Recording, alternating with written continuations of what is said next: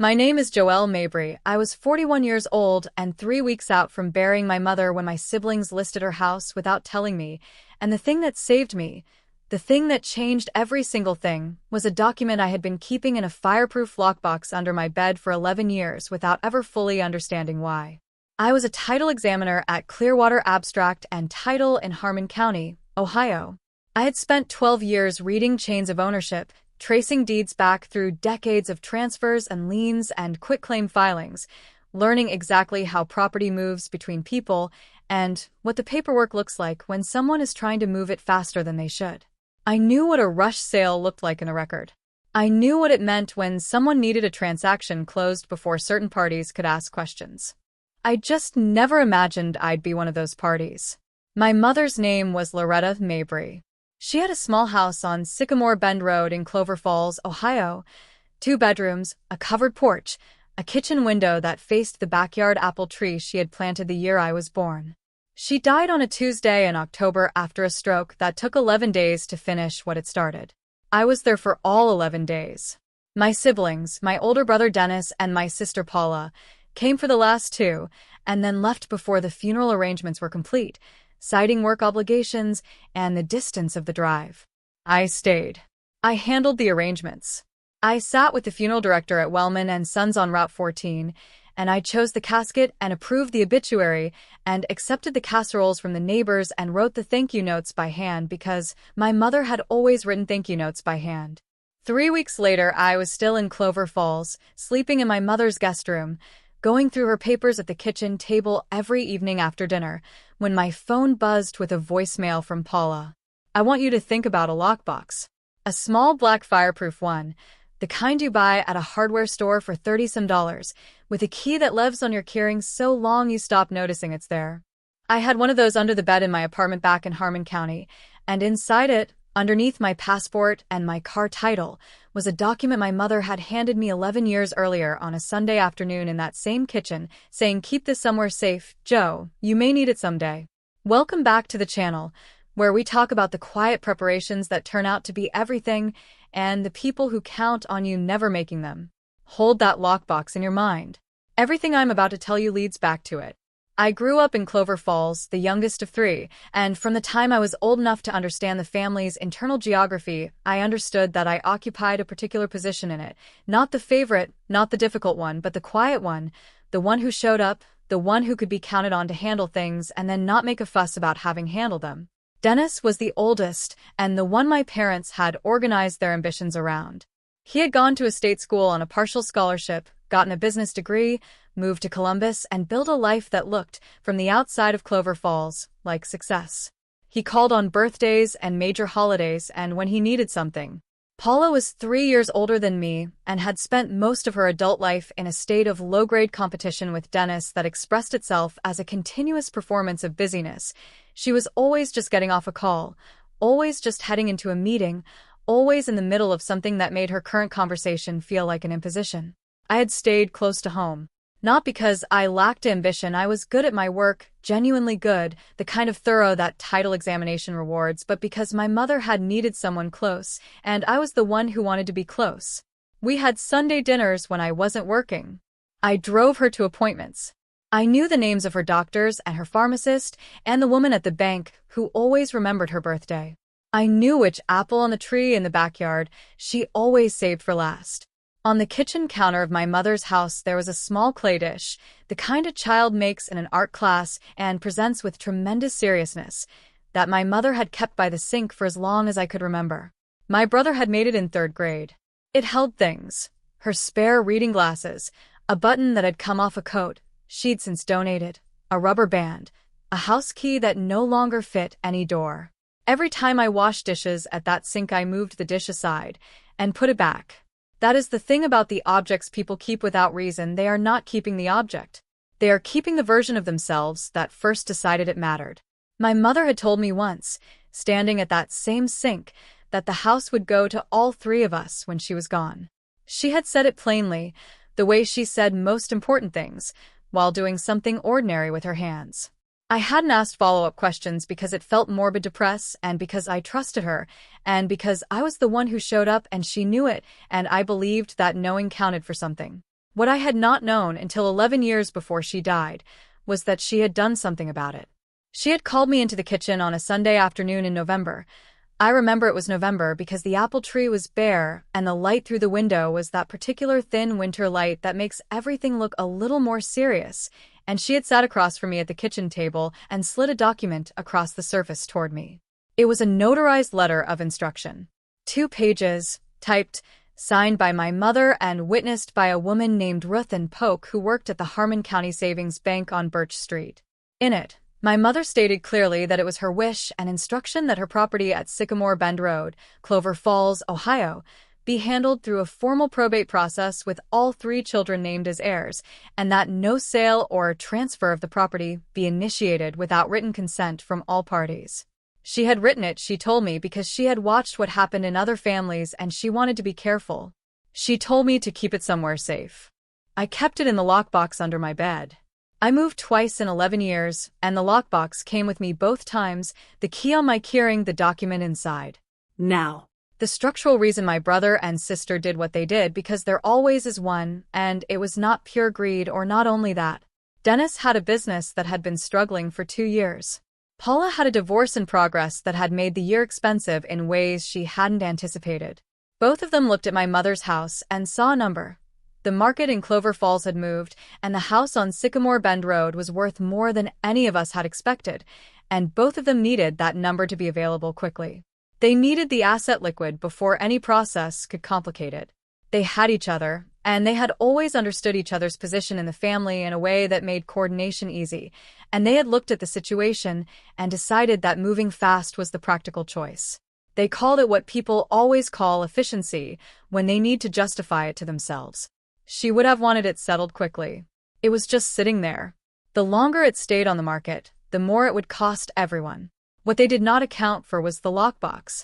Paula's voicemail said the house had been listed 9 days after the funeral. She said they had found a buyer quickly, that the offer was strong, that things were moving. She used the word we threw out, and said she would call me about my share when things were finalized. She said my mother would have wanted it settled quickly. I sat at my mother's kitchen table and listened to the voicemail twice.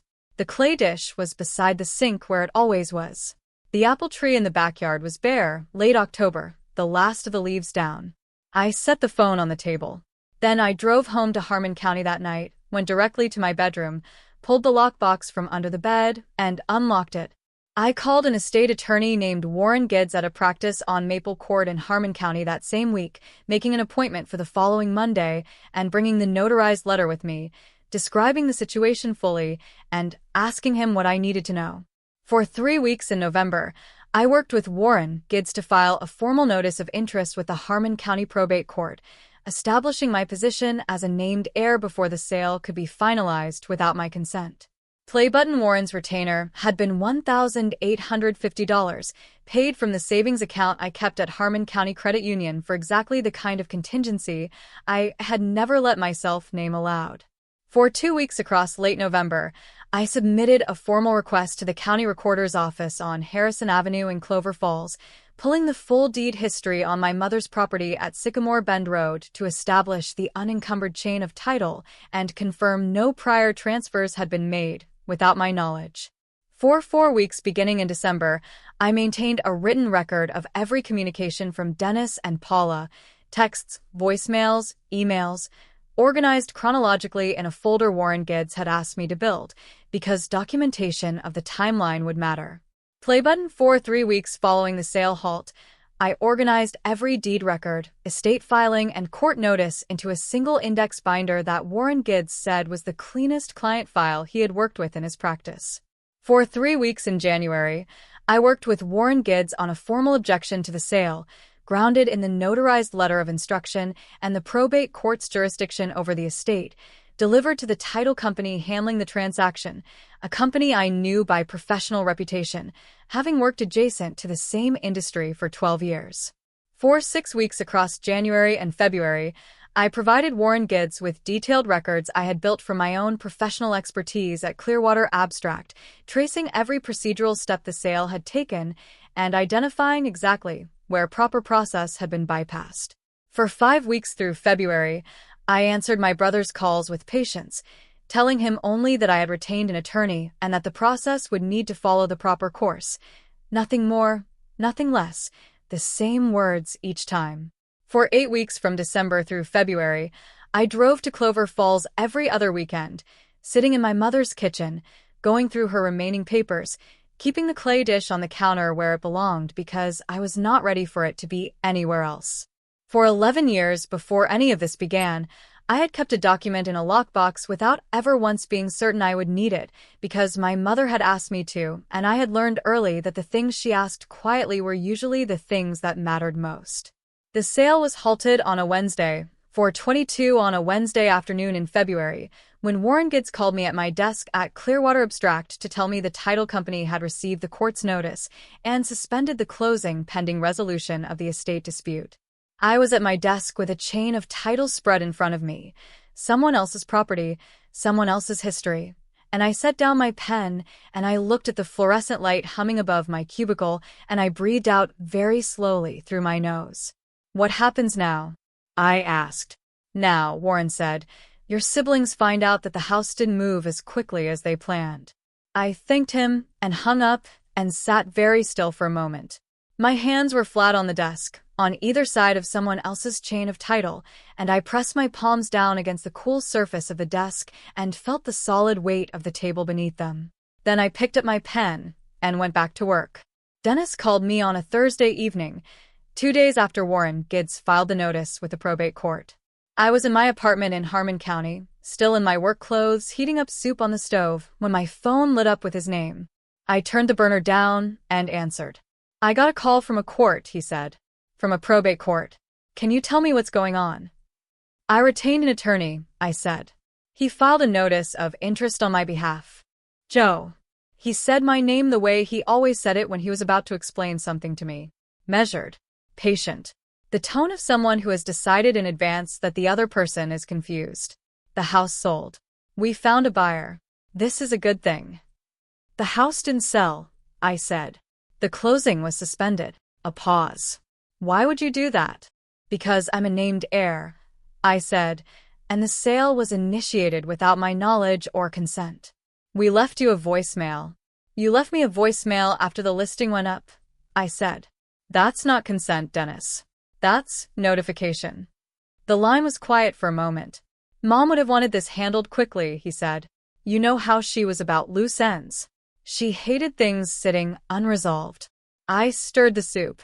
The steam came up and I turned my face slightly away from it and said nothing. "Joe, are you there?" "I'm here," I said. "We're trying to do right by her," he said. "All of us. This is what doing right looks like." "I'll let Warren handle the next steps," I said. "He'll be in touch." I hung up and turned the burner back up and stood at the stove while the soup heated, watching the small bubbles form at the edges of the pot. My jaw was tight in a way I hadn't noticed until I consciously tried to unclench it. Paula called the following Sunday. I had been expecting Dennis again, and the sight of Paula's name on the screen shifted something in my sternum. Paula in motion meant they had talked, strategized, divided the approach. Dennis had been the reasonable one. Paula would be something else. "I need you to explain to me," she said, without preliminary, "what exactly you think you're going to accomplish with this." "I'm going through the estate process correctly," I said. "The estate process." She repeated it the way you repeat something when you want the other person to hear how absurd it sounds. "Joe, it's a house. We're selling a house. This is not complicated." "It is actually," I said, "when proper process isn't followed. We are her children. All 3 of us. We don't need a judge to tell us how to split our own mother's house. There's a notarized document that says otherwise," I said. Silence. It was a particular kind of silence, the kind that arrives when someone realizes the conversation is not the conversation they prepared for. "What document?" Paula said. "Mom prepared a letter of instruction 11 years ago. It's notarized.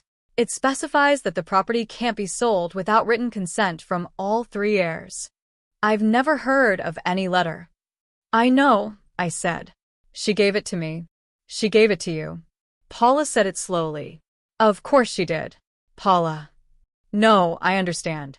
This is about the fact that you were there, and we weren't. This is about you deciding that proximity equals ownership. The back of my neck went warm. I kept my voice level. This is about a legal document. This is about you being difficult at the worst possible time, she said. Mom is gone. We are grieving. And instead of letting us handle something practical, you are dragging us into court over what? To prove a point. I'm not proving a point, I said. I'm following the process she put in place. She put it in place because she was anxious. She worried about everything. That letter doesn't mean she actually wanted us to turn her death into a legal proceeding. I looked at the wall across from where I was sitting. There was a small watercolor print I'd hung there years ago, nothing significant, just something I'd liked, and I fixed my eyes on it and kept my breathing even. I'll let Warren handle the next steps, I said again. She hung up. The apartment was quiet after that in the way apartments get when a difficult phone call ends and the silence that follows feels louder than the conversation did. The meeting happened in Warren Gidd's conference room on a Tuesday morning in late February, me on one side of the table, Dennis and Paulo on the other, their attorney, a man named Carl Brewer, at the end. Warren sat beside me. It was the first time I'd been in the same room as my siblings since the funeral. Dennis looked tired. Paula looked composed in the way people look when they have worked very hard to look composed. She was wearing a blazer I didn't recognize. Dennis had lost weight. Carl Brewer opened. He said they were there to discuss a resolution, that his clients were committed to honoring the estate process, and that they hoped we could reach an agreement that respected everyone's interests. Warren nodded. He was a quiet man in his late 50s who wore the same type of plain dark tie every time I saw him and spoke in complete sentences without filler. Dennis looked at me across the table. I want you to know, he said, that we weren't trying to cut you out. I looked at him. We thought we were handling it, he said. The way families handle things. We didn't think we needed a formal process. 9 days, I said. She'd been in the ground 9 days. He looked at the table. I know. You listed the house 9 days after her funeral without telling me it was going on the market. We left.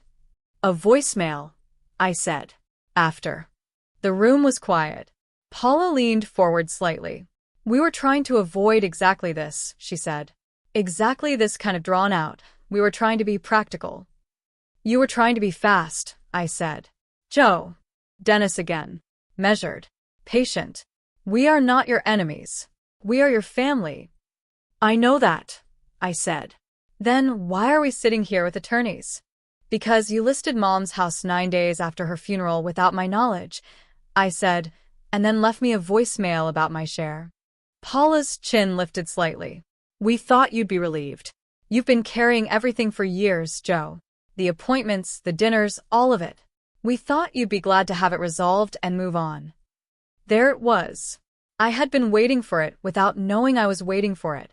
The family logic underneath everything, the structural reason that made what they did feel, to them, like sense. I had been carrying everything, yes. The appointments and the dinners and the 11 days by the hospital bed and the casket choice and the thank you notes. And in their architecture of the family that made me the one who was already compensated, already full, the one who had received something intangible that could be set against the house's tangible value and found sufficient. I had been paid in proximity, in presence, in being the one who was there. And now the house, the actual material asset, could go to them because they needed it, and I had already gotten what I needed, and besides, I was capable, I was fine, I didn't need. The skin along my forearms felt tight and strange. You thought I'd be relieved, I said. We thought. You sold $220,000 worth of our mother's house and left me a voicemail. We hadn't finalized anything. The listing went up 9 days after the funeral, Paula. A buyer made an offer. The closing was scheduled. At what point was I going to be consulted? Paula looked at Carl Brewer. Carl Brewer made a small, non-committal gesture with his pen. We would have included you in the distribution, Dennis said. Your voicemail said you'd call me about my share when things were finalized, I said. Not that you'd consult me. That you'd call me. When it was done. He didn't answer. She would have wanted this settled quickly, Paula said. Not to me, almost to herself or to the room. A thing she had said enough times that it had begun to function as a fact. I looked at her. Did she tell you that? I asked. Paula looked up. Did she specifically tell you that? Because she told me something different. She told me to keep something safe. She told me I might need it someday. I kept my voice even. She was right. The conference room was still. Warren had his hands folded on the table. Carl Brewer was looking at his notepad. Dennis was looking at the surface between us, the pale wood of the table, the way you look at something neutral when you need a place to put your eyes. Paula's mouth opened and then closed. Outside the window of Warren's office, the February sky was white and flat, and the bare trees along Maple Court moved slightly in a wind I couldn't hear through the glass. I watched one branch sway and then settle. I had not come here to wound them. I want to be clear about that.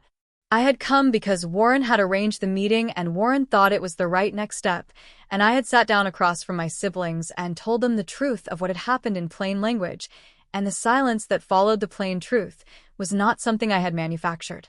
It was just what the truth sounded like in that room. Dennis rubbed the side of his face with one hand. "What do you want, Joe?" he said. It wasn't quite a question. "The estate processed correctly," I said. "The way Mom set it up. And if we do that, then we do that," I said. Together. The way it was supposed to work. Another silence. Carl Brewer clicked his pen. Warren unfolded his hands. Warren called me the following Monday to say Dennis and Paula had agreed to proceed through formal probate. I drove to Clover Falls that Saturday.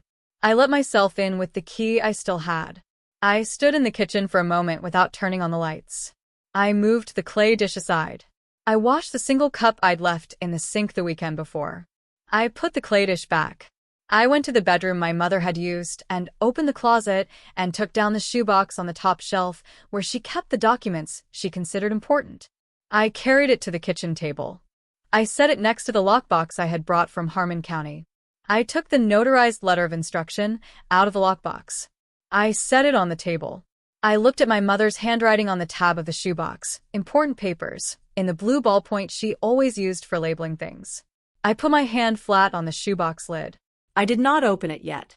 I opened the shoebox first.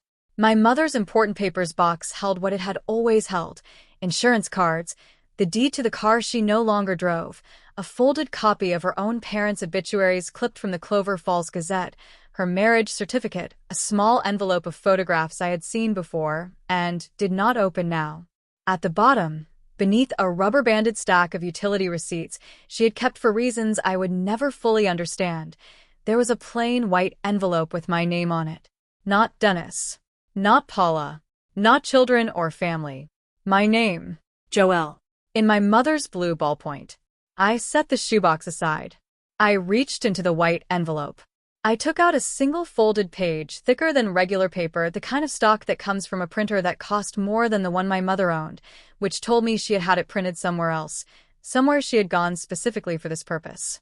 I unfolded it slowly, the crease releasing with a soft resistance, the page opening in my hands the way something opens when it has been waiting a long time to be read. I laid it flat on the kitchen table beside the notarized letter of instruction. It was a letter. One page, typed, dated 14 months before my mother died, 14 months, which meant she had written it after her first small stroke, the one we had thought was minor, the one the doctors said might not recur. She had written it after that, which meant she had known something we had all been careful not to say aloud. It began, "To my daughter Joelle, who showed up." I put both hands flat on the table on either side of it, and I read it standing up, because I did not trust myself to sit. She wrote about the house.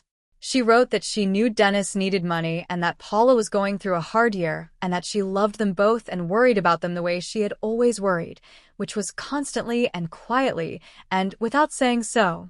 She wrote that she understood how families work, how the ones who are steady get treated as though steadiness is its own reward, how the ones who show up are assumed to have already received something in exchange for showing up, so the tangible things can go to the ones who didn't. She wrote, "I have watched this happen in other families my whole life, and I did not want it to happen in mine." She wrote that the notarized letter of instruction was not all she had done.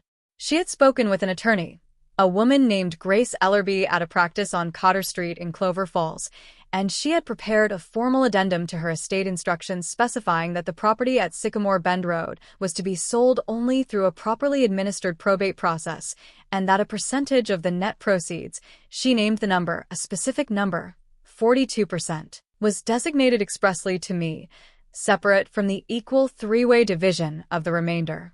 42% designated to me. The rest split three ways, including me. She had done the math herself. She had sat down with a calculator. I could picture her at this table, reading glasses on, the blue ballpoint in her hand, and she had worked out what 11 years of Sunday dinners and pharmacy runs and 11 days in a hospital room and casserole acknowledgments and thank you notes written by hand were worth in the only language that couldn't be argued with once she was gone. She had written near the end, "You will think this is too much. It isn't. You have never once asked me for anything, and I need you to let me give you this." The last line read, "The apple tree is yours too. See that it's taken care of." I stood at that table in my mother's kitchen for a long time.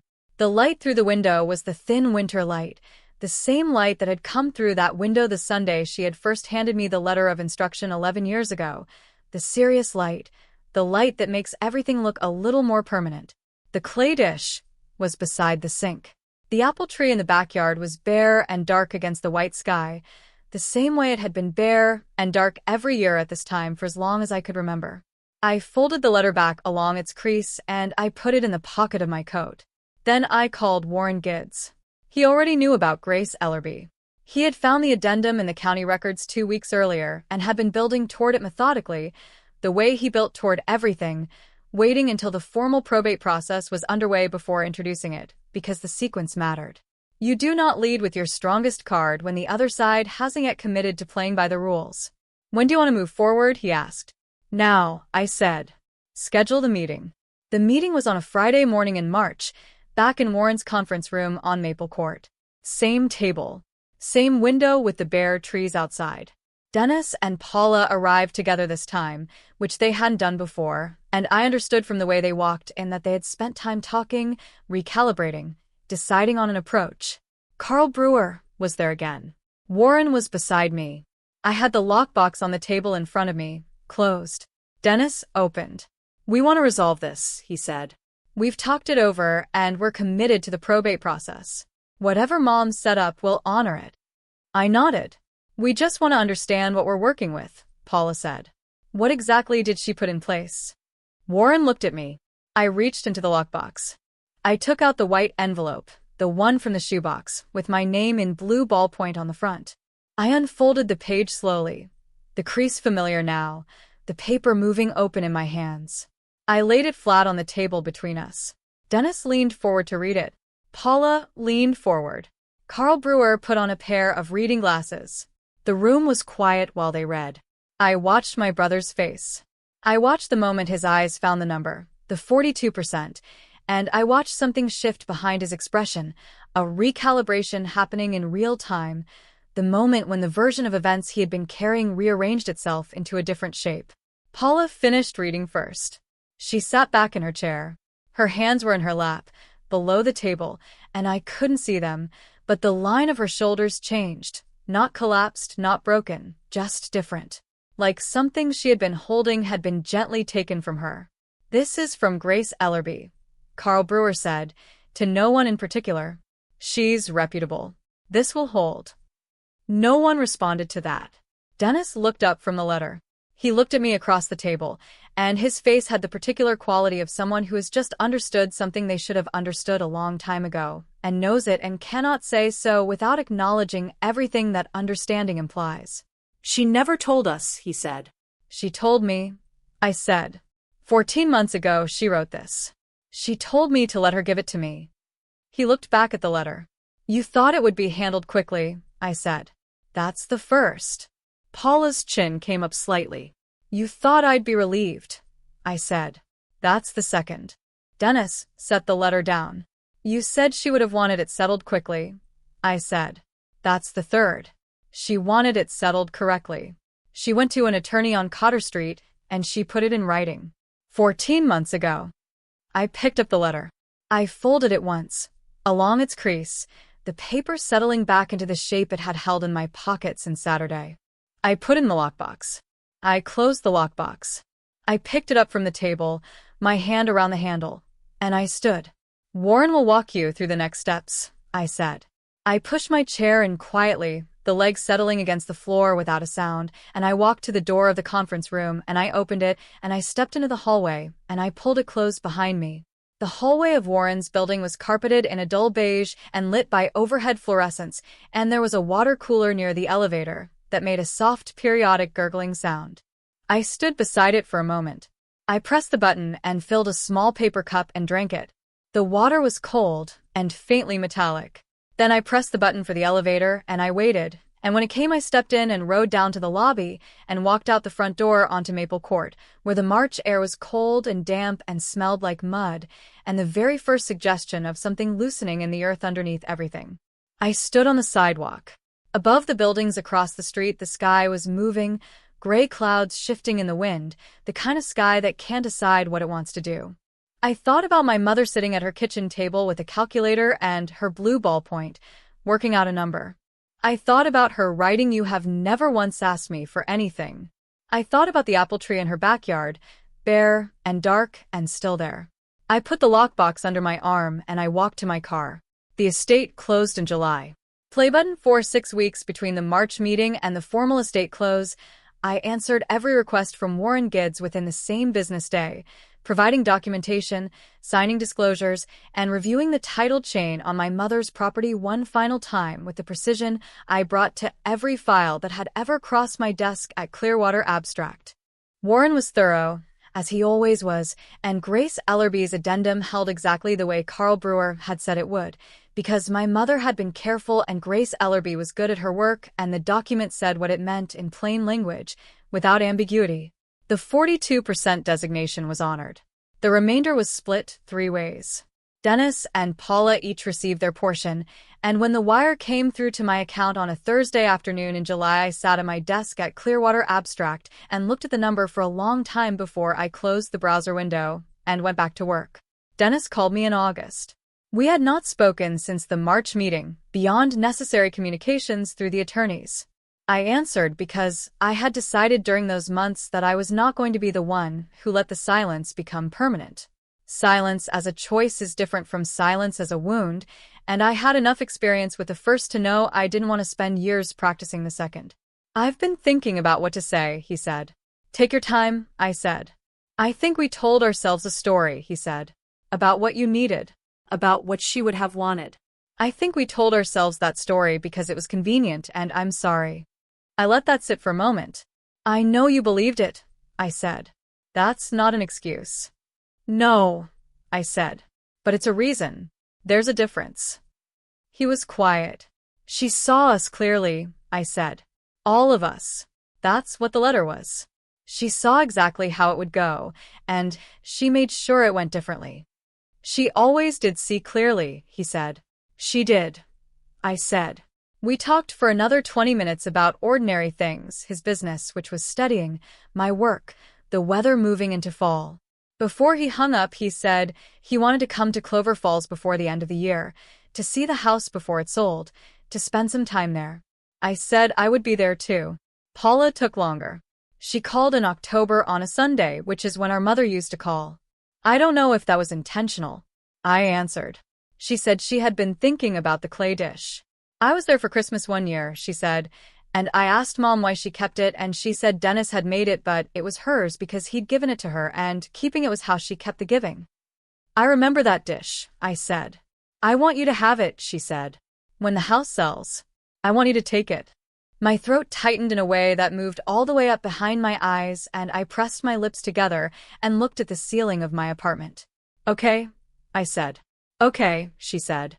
The house on Sycamore Bend Road sold in November, through the estate, properly, with all 3 of us named. I drove down the weekend before the closing and walked through it one last time. The clay dish was on the counter beside the sink. I wrapped it in a dish towel and put it in my bag. I stood at the kitchen window and looked at the apple tree in the backyard. Bare again, November again, the same thin, serious light, and I said out loud, to no one, that I would see that it was taken care of. The new owners said they planned to keep it. I believed them. There is a thing that happens in families that I have never found a clean word for, the way love and diminishment can live so completely inside the same gesture that the person making the gesture never notices both are there. My siblings loved me. They also, in the same motion, discounted me. They counted on my steadiness the way you count on furniture, present, useful, not requiring anything back. And they did it not out of malice, but out of a story they had told themselves so many times it had stopped feeling like a story and started feeling like fact. My mother knew.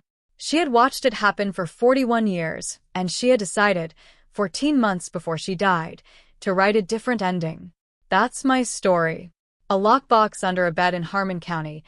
The key so long on my keyring I had stopped seeing it. A white envelope in a shoebox labeled important papers in blue ballpoint, waiting 14 months to be found. A conference room on Maple Court in March, the bare trees moving outside the window, a letter unfolded and laid flat on a table between people who needed to read it. Take this as your sign. If you have been the one who shows up, the one who handles the arrangements and writes the notes and sits in the hospital room, and if someone has decided that showing up was its own reward and the tangible things can go elsewhere, you are allowed to open the lockbox. You are allowed to unfold what was left for you. You are allowed to lay it flat on the table and let it say what it says. Your mother might have already taken care of it, or she might not have, and the work is yours to do. Either way, you are allowed to do it without raising your voice. Share this with someone who needs to hear it. Drop a comment and tell me, have you ever been the one who showed up and had someone assume that was enough? I want to know what that looked like for you. Hit subscribe if you're new here. Every week we talk about the quiet ones, the steady ones, the ones who kept something safe in a lockbox for 11 years without knowing why. I'll see you in the next one.